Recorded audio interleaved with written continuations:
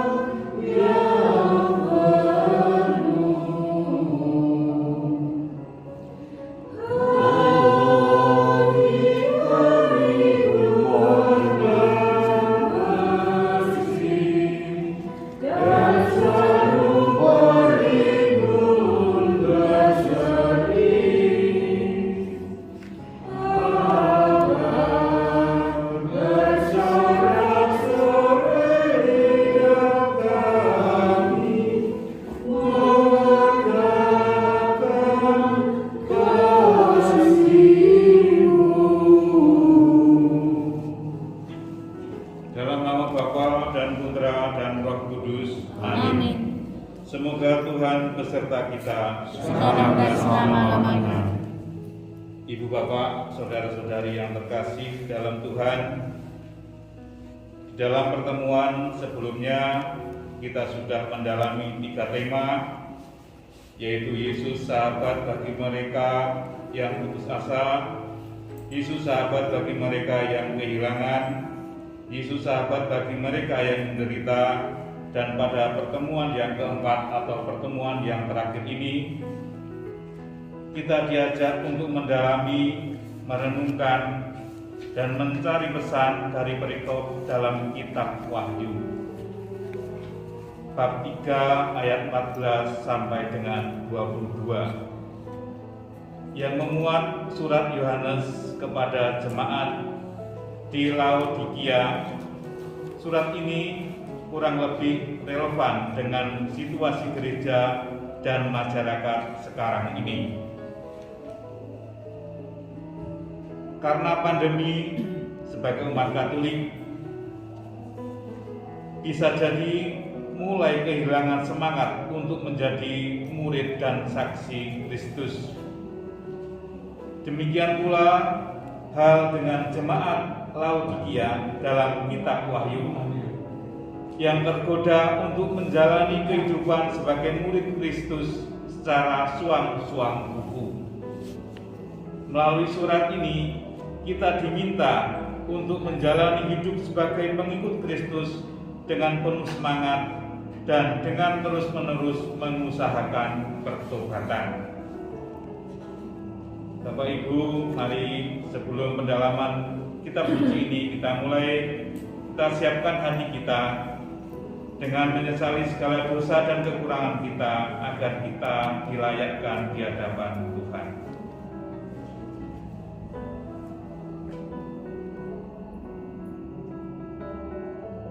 Saya mengaku kepada Allah yang Maha Kuasa dan kepada saudara sekalian bahwa saya telah berdosa dengan pikiran dan perkataan, dengan perbuatan dan kelalaian. Saya berdosa, saya sungguh berdosa. Oleh sebab itu saya mohon kepada Santa Perawan Maria, kepada para malaikat dan orang kudus, dan kepada saudara sekalian, supaya mendoakan saya pada Allah Tuhan kita. Semoga Allah yang Maha Kuasa mengasihani kita, mengampuni dosa kita, dan mengantar kita ke hidup yang kekal. Amin. Marilah berdoa. Allah Bapa di dalam surga, kami bersyukur kepadamu karena Engkau telah menuntun dan menggerakkan hati kami untuk merenungkan sabdamu. Bukalah hati dan pikiran kami agar kami mampu memahami sabdamu yang Engkau sampaikan melalui bacaan dari kitab Wahyu dalam pertemuan ini. Tuntunlah kami dalam merenungkan dan berbagi pengalaman, agar semangat iman kami dinyalakan kembali di masa yang sulit karena pandemi ini. Kami mohonkan ini dalam nama Yesus Kristus, Tuhan dan pengantara kami, yang hidup dan berkuasa bersama Dikau dan Roh Kudus, ini dan sepanjang masa. Amin. Sebelum mendengarkan sabda Tuhan, mari kita nyanyikan lagu pengantar sabda.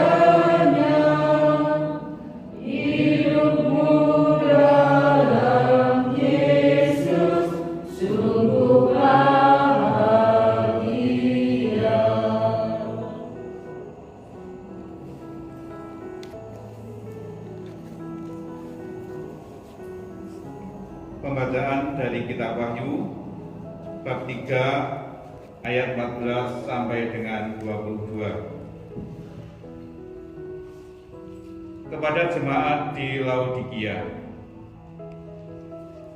Dan tuliskanlah kepada malaikat jemaat di Laodikia, inilah firman dari Amin, saksi yang setia dan benar, permulaan dari ciptaan Allah.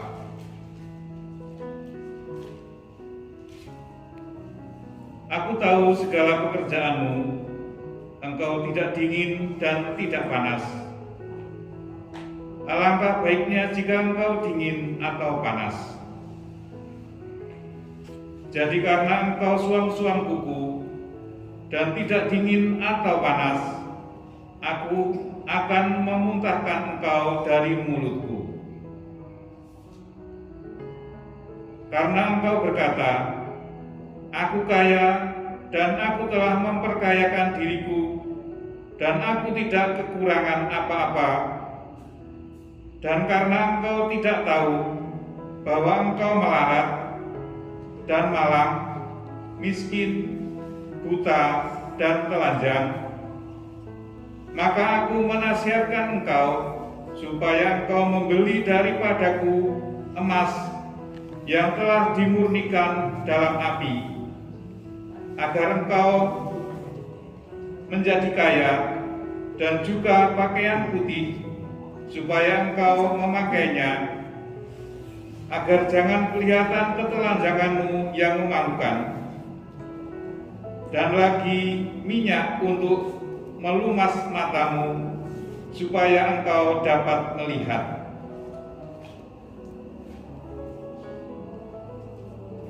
Barang siapa kukasihi, ia kutegur dan kuhajar. Sebab itu, relakanlah hatimu dan bertobatlah. Lihat, aku berdiri di muka pintu dan mengetuk.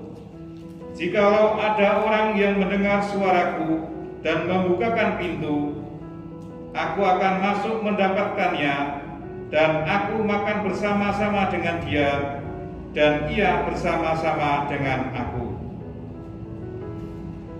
Barang siapa menang, ia akan kududukkan bersama-sama dengan aku di atas tahtaku, sebagaimana aku pun telah menang dan duduk bersama-sama dengan Bapakku di atas tahtanya.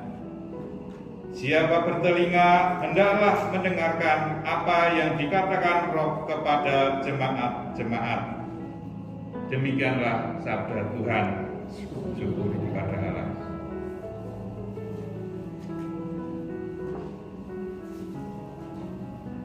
Untuk waktu selanjutnya kami serahkan kepada Romo Budi.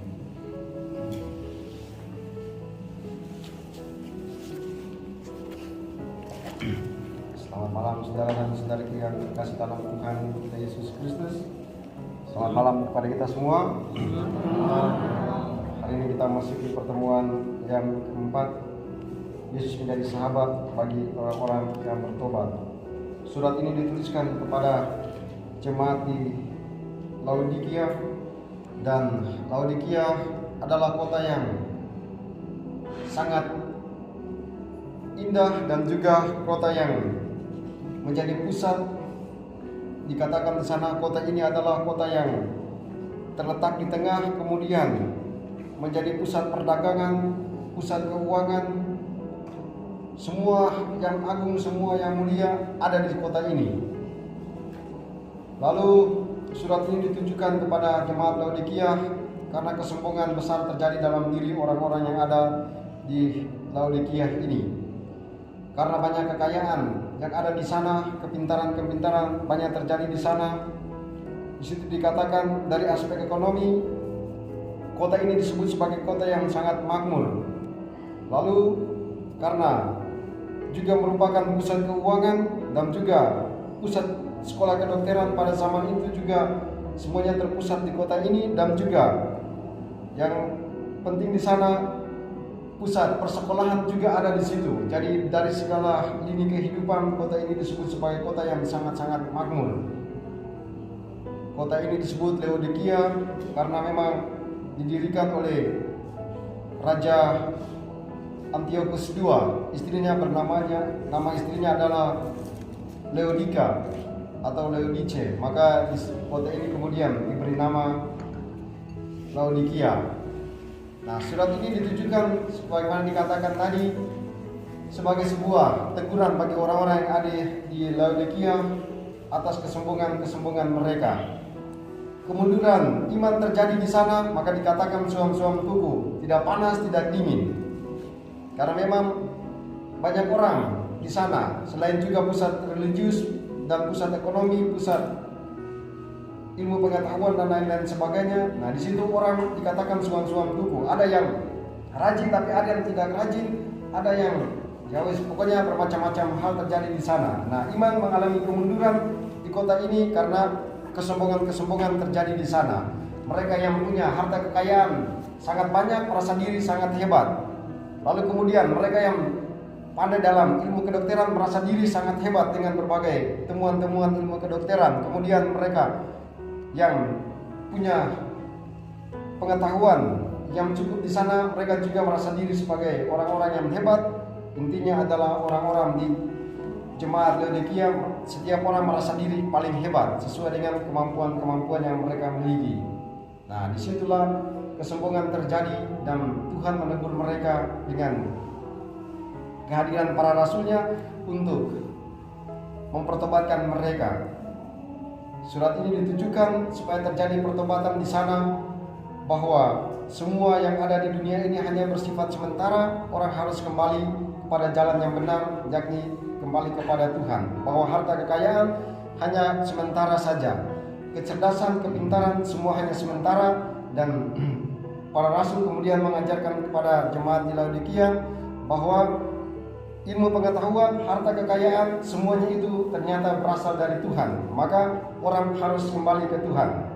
Boleh berbisnis, boleh menciptakan banyak hal, boleh membuat perkembangan dalam bidang teknologi dan lain-lain sebagainya. Tapi para rasul kemudian mengajak, jangan lupa pergi ke gereja. Jadi boleh pergi ke tempat bisnis, boleh pergi ke sekolah, boleh pergi ke tempat lain-lain sebagainya. Tapi ingat, satu tempat yang harus selalu dituju adalah Tuhan. Maka ditulis untuk mempertobatkan orang-orang ini, mengingatkan mereka bahwa orang harus kembali kepada Tuhan. Maka surat ini ditujukan kepada mereka dengan sebuah semangat pertobatan. Nah, di sini kemudian kita diajak untuk merenungkan bahwa pertobatan adalah jalan kembali menuju kepada Tuhan. Pertobatan adalah jalan untuk kita bersatu dengan Tuhan. Maka pada pertemuan yang keempat ini dikatakan Yesus menjadi sahabat bagi orang-orang yang bertobat. Kenapa Yesus menjadi sahabat bagi orang yang bertobat? Kemakmuran tadi membuat orang menjadi sombong. Kecerdasan tadi membuat orang menjadi tinggi hati. Orang yang cerdas dalam bidang kedokteran menciptakan banyak hal terjadi di sana, membuat dia menjadi sombong. Dan kesombongan itulah menghantarkan manusia kepada kejatuhan. Dan kesombongan itu adalah setan. Ketika orang sombong, maka dia dekat dengan setan, dia jauh dari Tuhan. Maka Yesus menjadi sahabat bagi orang yang bertobat. Berarti Yesus senang kepada orang-orang yang bertobat. Maka pertobatan adalah jalan kembali menuju kepada Tuhan, persatuan kembali dengan Tuhan. Itu pesan penting yang Tuhan sampaikan kepada kita semua lewat sabdanya pada hari ini, lewat pertemuan yang keempat ini, bahwa apapun yang kita miliki dalam kehidupan ini hanya bersifat sementara. Dan kita diajak supaya jangan seperti orang-orang yang ada di jemaat Laodikia, oleh karena kepintaran, kecerdasan, harta kekayaan yang mereka miliki membuat mereka sombong sehingga jauh dari Tuhan. Tuhan mengajarkan boleh memiliki harta kekayaan, boleh memiliki ilmu pengetahuan yang tinggi, tapi orang harus kembali bersatu dengan Tuhan. Harus tahu bahwa semuanya itu adalah pemberian dari Tuhan, maka harus pergi di sana, bersyukur dan berterima kasih di sana. Kesombongan, harta kekayaan membuat orang menjadi sombong, ilmu pengetahuan membuat orang menjadi tinggi hati, maka dibutuhkan semangat pertobatan. Orang harus pergi kepada Tuhan untuk meminta tolong. Oleh karena itu kita juga melalui semangat pertobatan belajar dari Rasul Paulus.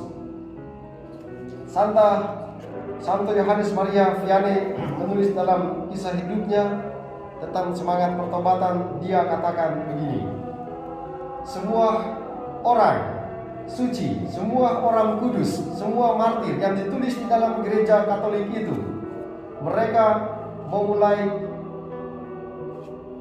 hidup kekudusannya dengan tidak baik, tetapi mereka mengakhiri hidupnya dengan kekudusan yang sangat baik. Itu artinya adalah semua orang-orang martir-martir, orang-orang kudus yang kita rayakan setiap hari itu, mereka adalah orang-orang berdosa. Awalnya mereka adalah orang-orang berdosa, tetapi di akhir hidupnya itu mereka disebut kudus karena ada satu hal yang mereka perjuangkan di sana. Ada kesombongan, kemudian ada pertobatan dari dalam diri mereka, lalu mereka mempertahankan iman mereka walaupun diancam bahkan dibunuh. Nah, disitulah letak dari kekudusan mereka. Jadi Anda dan saya, kita semua adalah orang berdosa. Memulai hari-hari hidup kita dengan dosa, memulai hari-hari hidup kita dengan berbagai kesombongan.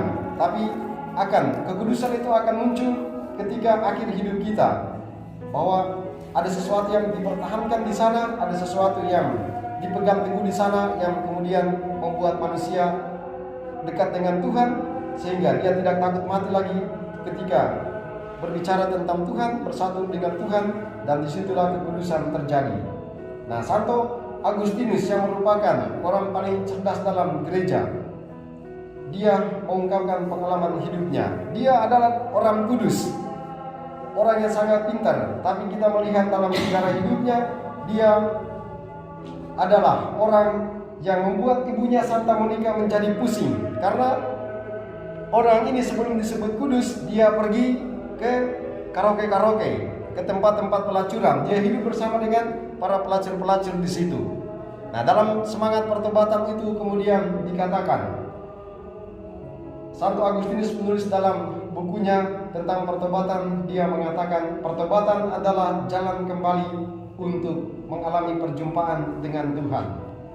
Nah, dia mengisahkan dalam pengalaman hidupnya bahwa pada suatu ketika setelah pertobatan itu terjadi, dia pergi mengunjungi semua tempat yang pernah dia tuju itu. Salah satunya adalah tempat para pelacur itu. Nah, pada suatu ketika itu Santo Agustinus menuliskan perjalanannya. Pada suatu ketika Agustinus berjalan di tempat di mana dia sering pergi pada malam hari itu, para pelacur itu. Lalu ketika Agustinus sampai pada sebuah titik, ada seorang perempuan pelacur itu, dia memanggil, "Agustinus!" Bukan Pak Agus. "Agustinus!" Terus Agustinus berjalan terus saja. Lalu dia panggil sampai 3 kali, Agustinus tidak menyahut dia. Panggilan keempat, "Agustinus!" Lalu kemudian dia tidak memandang ke belakang. Dia katakan, sambil tetap berjalan memandang ke depan, dia katakan, "Saya bukan Agustinus yang dulu lagi." Jawabannya hanya itu, "Saya bukan Agustinus yang dulu lagi."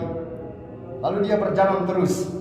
Nah, di situ dia kemudian menuliskan pesan yang sangat penting, bahwa ketika melakukan sebuah kesalahan pada masa lalu, jangan selalu melihat ke masa belakang itu, karena itu adalah masa gelap. Oleh karena itu sudah yang lalu jangan pernah dilihat lagi. Maka dia memutuskan berjalan terus. Dipanggil pun dia tidak akan menoleh ke belakang, karena ketika menoleh ke belakang pasti itu akan muncul kembali dan bisa jadi dia akan kembali lagi. Oleh karena dia berjalan terus dan tetap menatap ke depan, itu simbol dia mengatakan, sudah, saya sekarang yang lalu adalah setan, yang di depan sana adalah Tuhan, maka saya harus tetap mengarahkan pandangan kepada yang ada di depan itu. Nah, disitulah digarisbawahi semangat pertobatan, bahwa semua kita punya pengalaman masa lalu yang gelap. Semua orang pasti punya pengalaman dosa, pengalaman kejatuhan. Nah, Agustinus mengajarkan jangan terlalu banyak melihat yang di belakang itu, karena yang di belakang itu akan membuat kita kepikiran, membuat kita akan stres, membuat kita mungkin juga akan kembali ke pengalaman kejatuhan itu.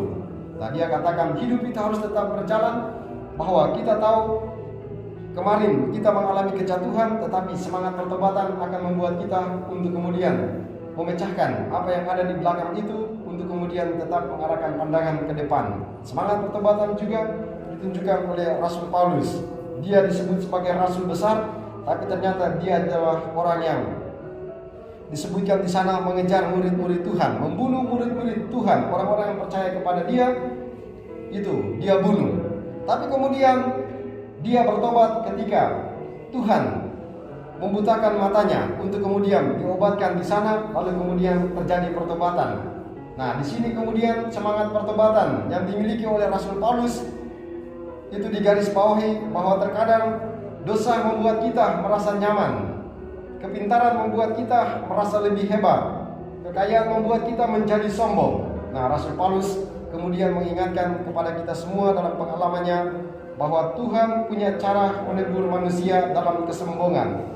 Tuhan punya cara menegur manusia dalam pengalaman tinggi hatinya, pengalaman sakit, pengalaman kejatuhan, kemudian membuat orang menjadi sadar bahwa ternyata ada sesuatu yang lain di situ. Maka pertobatan terjadi di sana. Paulus mengalami hal ini.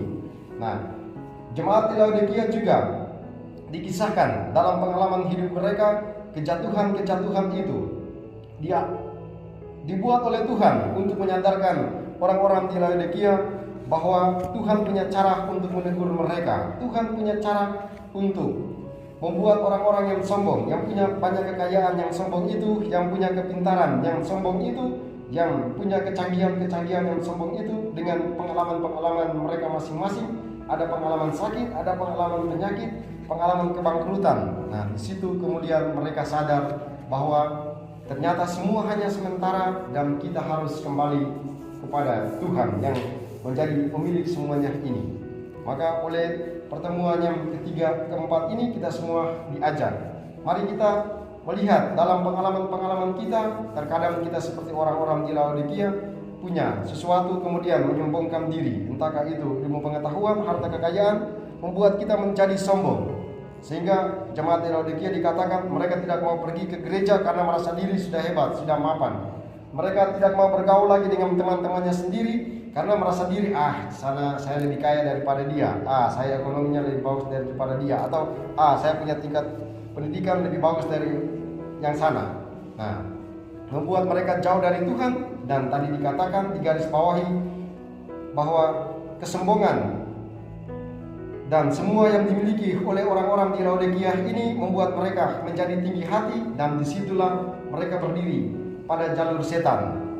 Setan menguasai kehidupan mereka karena merasa diri hebat, maka tidak pergi ke gereja. Tuhan kemudian memberikan sesuatu kepada mereka sehingga mereka bertobat, dan pertobatan itu kemudian membuat mereka kembali kepada Tuhan. Dan ketika manusia kembali bersatu dengan Tuhan, disitulah persahabatan terjadi dengan Tuhan. Tuhan kemudian menjadi sahabat bagi mereka, dan setan kemudian menjadi musuh bagi mereka karena mereka tidak lagi berpihak kepada setan. Semoga oleh pertemuan yang keempat ini kita semua diajak untuk senantiasa berpihak kepada Tuhan, supaya Tuhan memang benar-benar menjadi orang atau pribadi yang bersahabat dengan kita, karena kita melalui usaha dan semangat pertobatan kita akhirnya bisa kembali bersatu dengan Tuhan, sehingga Tuhan menjadi sahabat sejati bagi kita sekalian. Berkat Tuhan memberkati kita semua.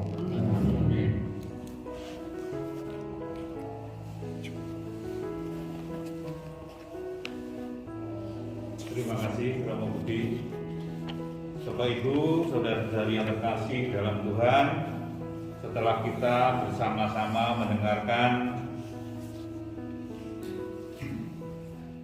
penjelasan dan permenungan yang disampaikan oleh Romo Budi, mari kita lanjutkan dengan sharing dan aksi nyata.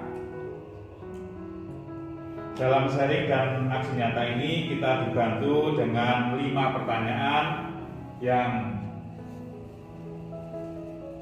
diharapkan dari pertanyaan-pertanyaan itu kita bisa berbagi pengalaman sekaligus menumbuhkan niat dan aksi yang bisa kita lakukan sebagai wujud dari tema yang keempat ini. Pertanyaan yang pertama, apakah problem yang dihadapi oleh jemaat Laodikia juga aku alami sekarang ini? Tunjukkanlah secara konkret, dalam arti aku ini aku juga aku Yosef, atau aku Pak Indra, atau aku siapa saja. Saya ulangi, apakah problem yang dihadapi oleh jemaat Laodikia juga aku alami sekarang ini? Tunjukkanlah secara konkret. Monggo.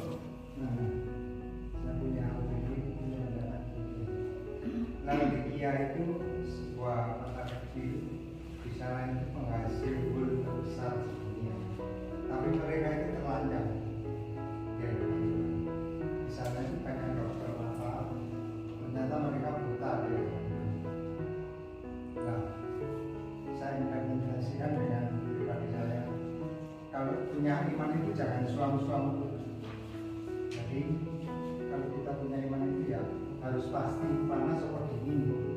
Jadi Tuhan itu tidak menginginkan waktu kita itu kelihatannya egois tapi di belakang menjadi orang munafik. Jadi Tuhan itu perlu pastikan kita itu panas apa dingin. Terima kasih. Terima kasih Pak Agus. Mungkin yang lain? Saya, karena ini pertanyaannya kadang-kadang kita sulit bagaimana menjawabnya. Bagaimana menjawabnya. Kalau saya lihat tadi, mungkin nanti bisa saya cari koreksi itu ini kan di Laodikia kayak tadi dikatakan makmur ya, paling tidak masyarakatnya itu enak. Nah, ketika masyarakatnya enak itu cenderung dia tetap enak-enak saja. Artinya makanya dikatakan suam-suam kuku. Jadi tidak dingin, tidak panas, wis sing penting ini ae, sing penting pokoknya enak. Itu saya menangkap di situ. Padahal ya, Tuhan menghendaki agar kita sebetulnya berbuat sesuatu. Tuh, dengan enaknya dia pesta ora gak enak sing negur ya, kemudian berbuat segala sesuatu karena mereka sudah nyaman semua, asal tidak mengganggu, dia tenang-tenang saja.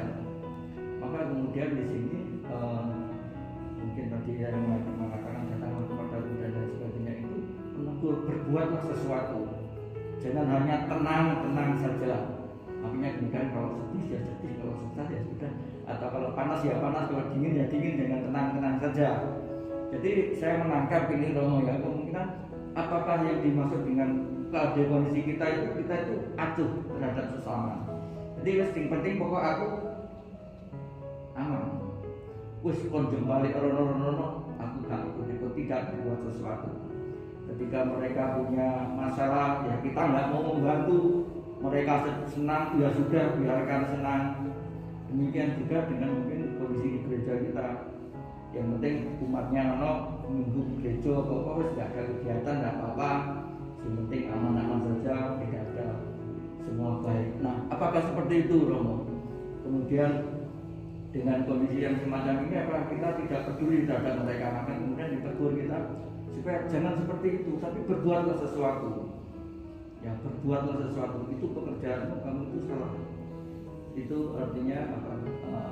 Jadi yang tidak dikehendaki, jadi iman harus ada perbuatan, sama perbuatan imam mati dan lain sebagainya itu.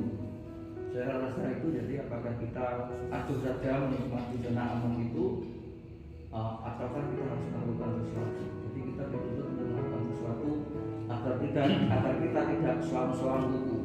Anak-anak kuku yang asli, terus ya. Iya dong. Nah, mungkin itu Romo. Ataukah ada dikoreksi apakah memang ini hasil pemikiran saya, apakah ini benar atau tidak? Mungkin Romo bisa menanggapi. Iya, sudah benar.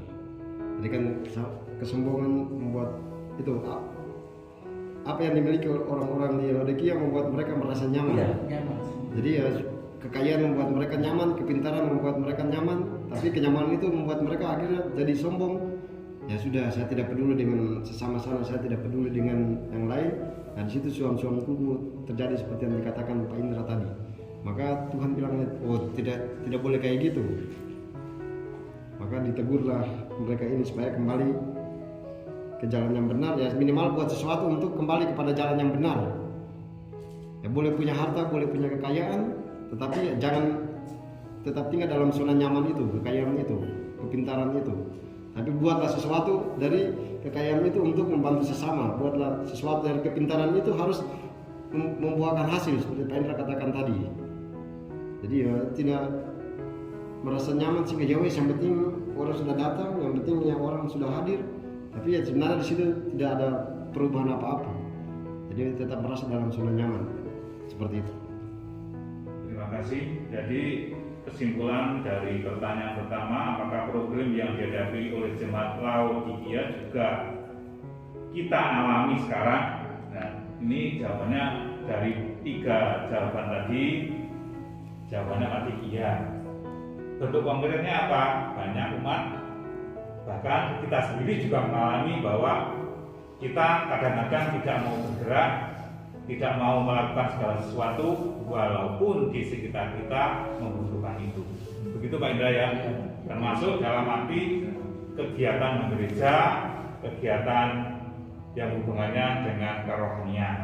Kadang-kadang ya sebenarnya. Nah, seperti itu. Kemudian pertanyaan yang kedua mungkin perlu lebih jelas lagi. Dalam pengalaman hidupku, maaf saya ulangi, saya rubah saja. Dalam pengalaman hidup kita, apakah nafsu serakah akan harta dan kekayaan mengikis iman dan kepercayaan kita kepada Tuhan? Saya ulangi, Dalam pengalaman hidup kita, apakah nafsu serakah akan harta dan kekayaan mengikis iman dan kepercayaan kita kepada Tuhan? Jawabannya jelas pasti ini. Pasti. Tapi saya enggak, selama ini enggak sampai serakah, Pak. Ya, Ya bisa. Monggo, Ibu, monggo Bapak, Pak Sugiman, Mami, monggo. Ya, terima kasih. Menurut pengalaman saya, memang mungkin serakah itu tidak menonjol, tapi ada unsur serakah pasti itu. Setiap manusia mengalami. Mungkin contohnya saja begini. Kalau ada sesuatu ingin memiliki, walaupun kadang-kadang nggak tersampai. Mungkin seperti itu. Terus kalau kita mau persembahan, mikir-mikir dulu seberapa yang harus saya persembahkan. Nah, mungkin cari uang yang lebih kecil dan sebagainya. Mungkin itu dari saya. Terima kasih. Terima kasih Mas Sugiman. Mungkin yang lain? Saya tanya, contohnya mengikis iman itu yang bagaimana? Mengikis iman. Contohnya perbuatan nyata yang mengikis iman itu yang bagaimana yang misalnya? Oh, jadi misalnya saya punya banyak harta kekayaan, saya punya mobil, saya punya perusahaan, kemudian itu mengikis iman, artinya karena harta kekayaan itu yang saya miliki menghadirkan kesombongan sehingga iman saya berkurang dengan seperti misalnya tadi. Ya sudah, saya tidak terlibat lagi dengan kehidupan menggereja atau ya sudah berkurang waktu saya ke gereja. Jadi dulu misalnya belum jadi bos, rajin sekali ke gereja. Nah, sudah mulai terkikis ketika sudah mulai merasa diri pintar, merasa diri hebat, merasa diri kaya, sehingga mulai berkurang imannya itu. Seperti contoh tadi, ya sudah mulai jarang-jarang ke gereja, sudah jarang-jarang berkumpul dengan umat di lingkungan atau di wilayah karena sudah merasa diri hebat. Nah, itu karena harta kekayaannya tuh. Jadi dia pikir, ya saya punya banyak harta, ya di sana orang miskin semua. Nah, itu mulai terkikis imannya. Seperti itu maksud dari pertanyaan ini. Sudah Bu, sudah. Terima kasih Romo. Mungkin bisa kita perjelas Romo. Misalnya begini Romo, ini ada saya pertanyaan pribadi saya. Dan misalnya ada orang yang kaya, kemudian dengan kekayaannya itu dia memang tidak pernah ke gereja, tapi dia membagikan sebagian kekayaannya itu untuk kegiatan gereja, apakah termasuk pengikisan iman Romo? Nah, itu nanti di pertanyaan keempat itu. Nanti maksudnya di pertanyaan keempat. Oke, berarti pertanyaan kedua sudah jelas nggih, Bapak Ibu nggih, bahwa nafsu serakah akan harta dan kekayaan Pertanyaan ketiga. mengikiskan, bisa mengikis iman dan kepercayaan kita kepada Tuhan. Kita lanjut pertanyaan yang ketiga. Itu pertanyaan ketiga itu. Ya. Sejauh mana harta dan kekayaan kita dapat berfungsi secara positif untuk mengembangkan hidup menggereja? Saya ulangi, sejauh mana harta dan kekayaan kita dapat berfungsi secara positif untuk mengembangkan hidup menggereja? Monggo. Memang kadang-kadang pertanyaan dalam penjelasan kita suci, dalam iman ini kadang-kadang kita kesulitan untuk menjawab. Jadi kan harus memberitahukan apa yang telah kita lakukan untuk gereja. Iya.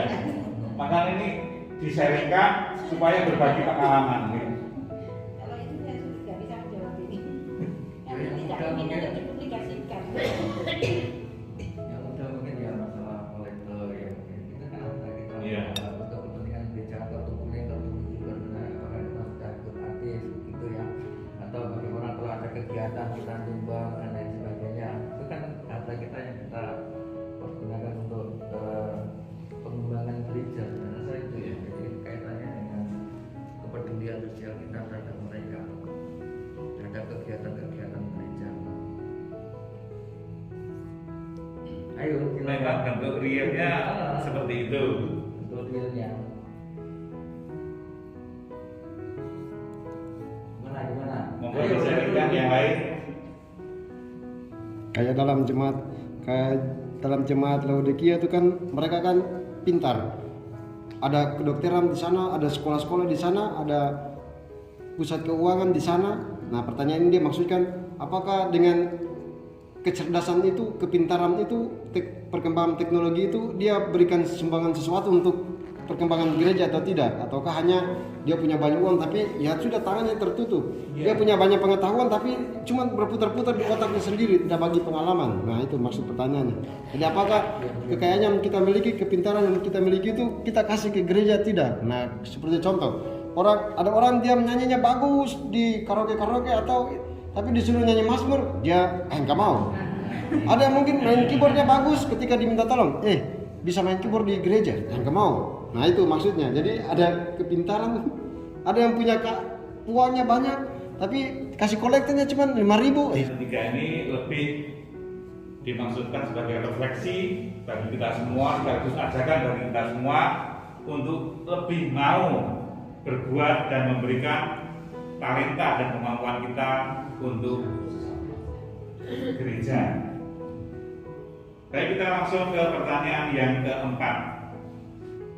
Selama masa krisis karena pandemi COVID ini, apakah kita mengalami kemunduran dalam hidup rohani sehingga terjangkiti virus suam-suam kuku? Saya ulangi, selama masa krisis pandemi karena pandemi COVID ini, apakah kita mengalami kemunduran dalam hidup rohani sehingga terjangkiti virus suam-suam kuku? Monggo disaringkan. Ini pribadi masing-masing. itu pribadi. Soalnya jarang misa, jarang ekaristi. Saya pikir kalau kemunduran rohani sebab setiap saat juga berdoa memohon agar terselamatkan dari corona dan sebagainya, itu kan bentuk wujud dari bahwa tidak ada istilah kemunduran, tetap kepada Tuhannya. Jadi transenden kita itu hanya kepada Tuhan, tidak kepada lain-lain. Kira-kira jadi kemunduran saya kira justru malah menambah, meningkatkan iman dan hubungan baik kepada Tuhannya, karena senantiasa terus memohon. Kan kita kan dibiarkan untuk memohon Tuhan, mengatur itu terus kan begitu ya. Kira-kira demikian. Iya, no. Jadi kalau saya itu gini, ke gereja, aja, kalau kena corona nanti di gereja atau nanti misalnya enggak wis yang lapangan naik dan sehat. Nah, itu. Iya. Itu rohnya sehat ya loh. Kadang-kadang. Iya. Kita seperti itu. Ya memang seperti itu saya tahu. Ya, benar. Jadi orang benar apa yang dikatakan Pak Indra. Jadi orang disuruh ke gereja, jangan corona di gereja, tapi dia pergi ke mall, dia pergi ke tempat kerja, dia pergi ke tempat kerjanya. Padahal setiap hari dia pergi ke tempat kerjanya, dia pergi ke di lingkungan-lingkungan di mana berhubungan dengan tempat kerjaan, tapi ke gereja loh dia, jangan corona.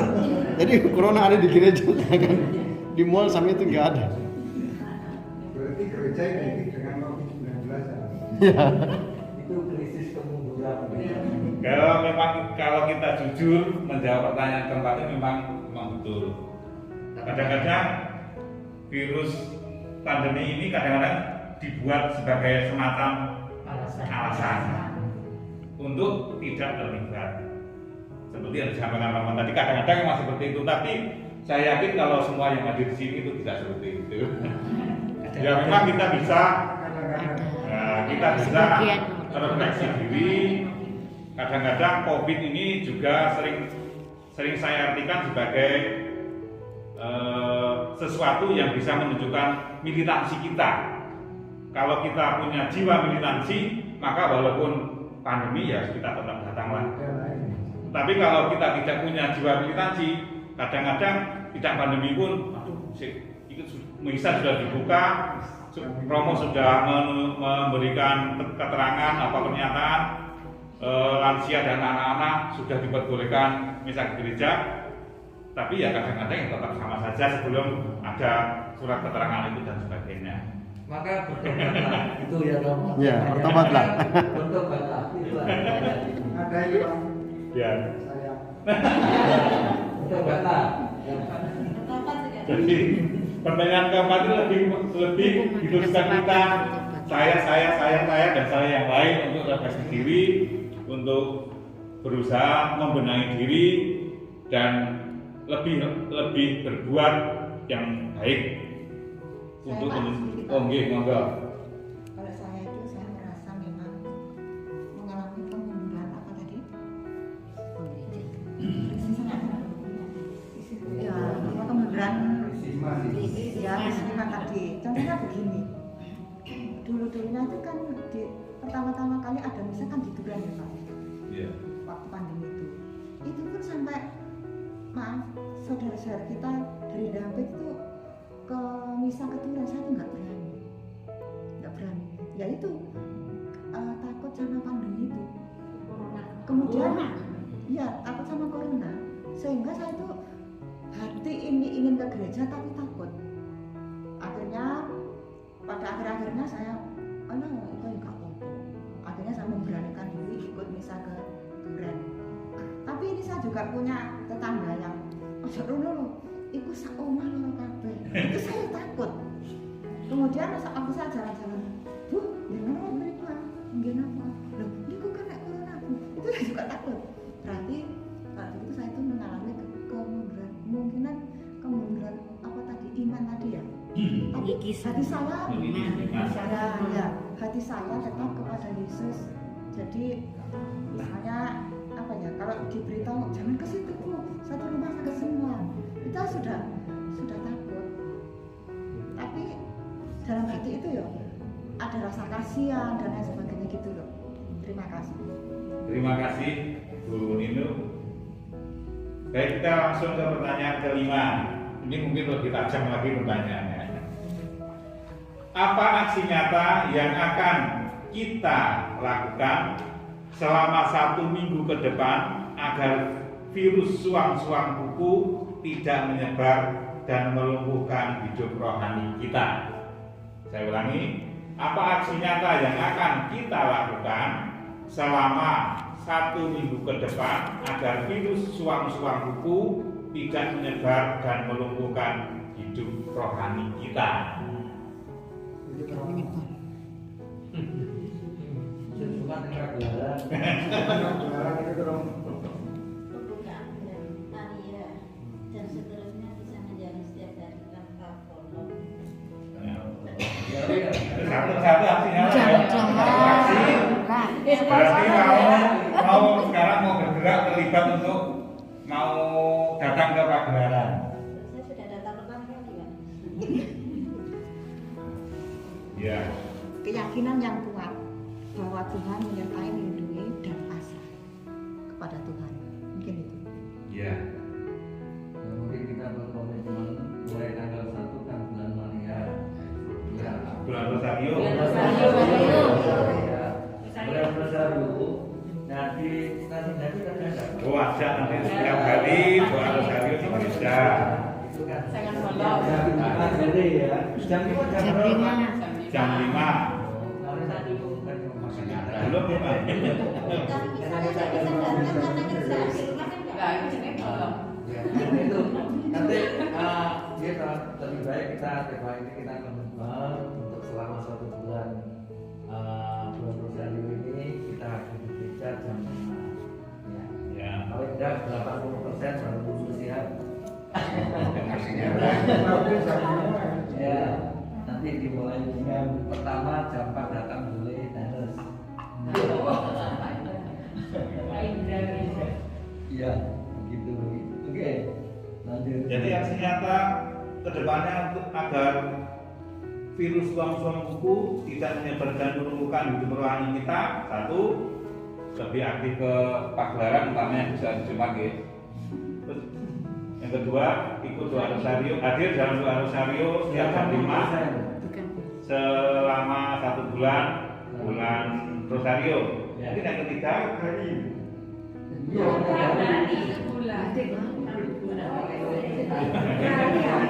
yang ketiga seminggu depan.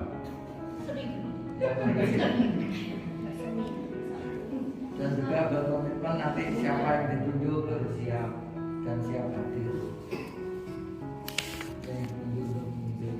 Jadi kesimpulannya lebih aktif untuk mau terlibat dalam hidup menggereja.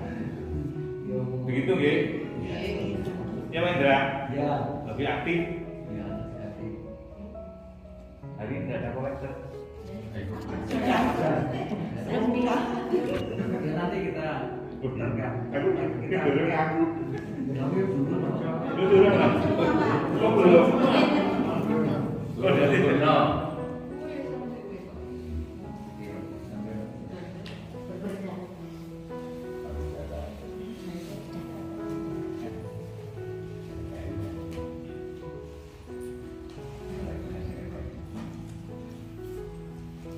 semoga ini juga menjadi salah satu aksi nyata sampai lanjut.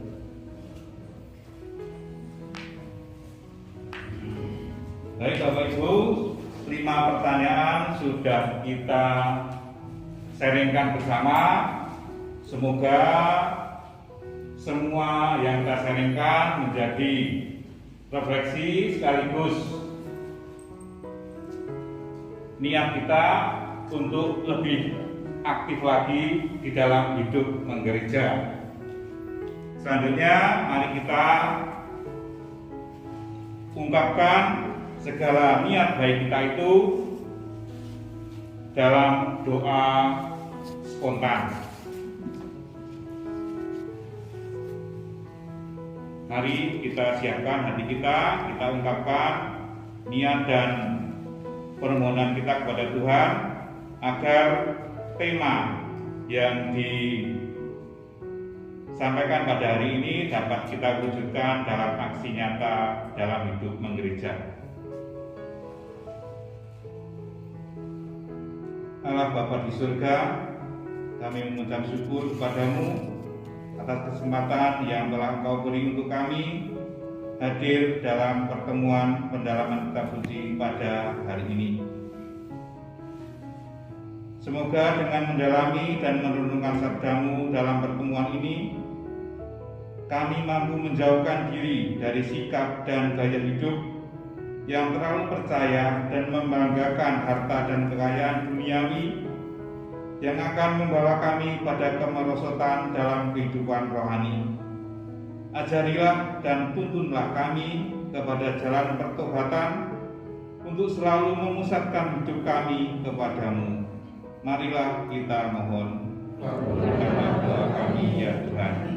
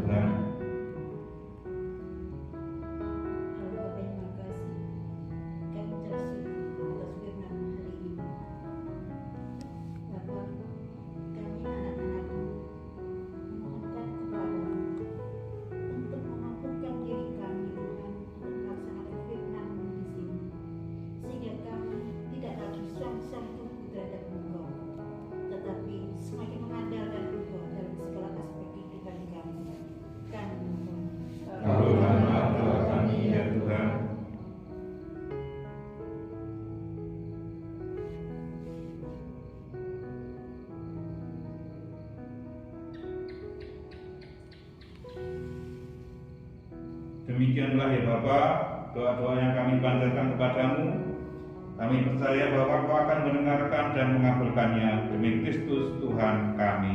Amin. Marilah kita satukan seluruh doa-doa kita dengan doa yang diajarkan Kristus kepada kita. Bapa kami yang ada di surga, dimuliakanlah namamu, datanglah kerajaanmu, jadilah kehendak-Mu di atas bumi seperti di dalam surga. Berilah kami rezeki pada hari ini, dan ampunilah kesalahan kami, seperti kami pun mengampuni yang bersalah pada kami, dan janganlah masukkan kami ke dalam pencobaan, tetapi bebaskanlah kami dari yang jahat. Amin. Marilah berdoa. Allah Bapa sumber kasih sejati, puji syukur kepadamu karena Engkau telah membuka hati dan pikiran kami dalam pertemuan ini. Tuntunlah kami dengan kebijaksanaan-Mu, agar kami mampu mendengar Engkau yang mengetuk pintu lewat sabda-Mu, dan mampukanlah kami untuk melakukan pertobatan secara terus-menerus. Doa ini kami mohonkan kepadamu dalam nama Yesus Putra-Mu, Tuhan dan Pengantara kami, yang hidup dan berkuasa bersama dengan Engkau dan Roh Kudus, kini dan sepanjang masa. Amin. Bapak Ibu, sebentar lagi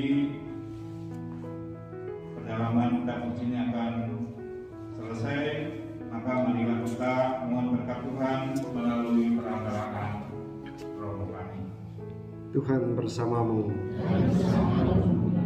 Ya Tuhan, kami mohonkan berkat-Mu untuk kami sekalian.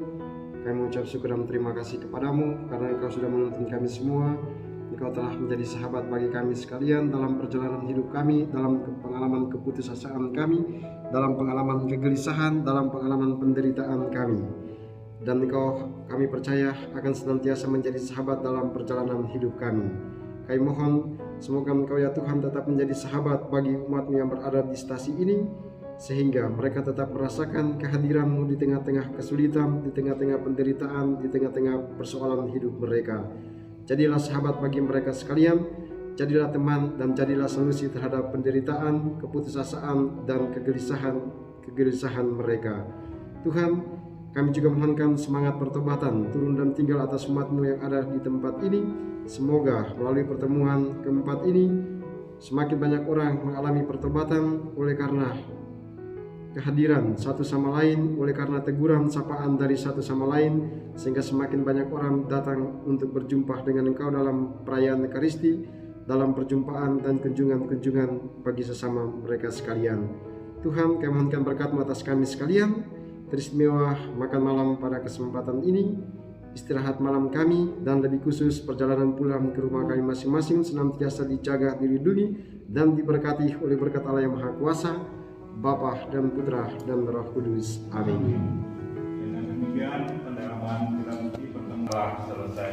Syukur kepada Allah. Mari kita akhiri dengan lagu penutup. 609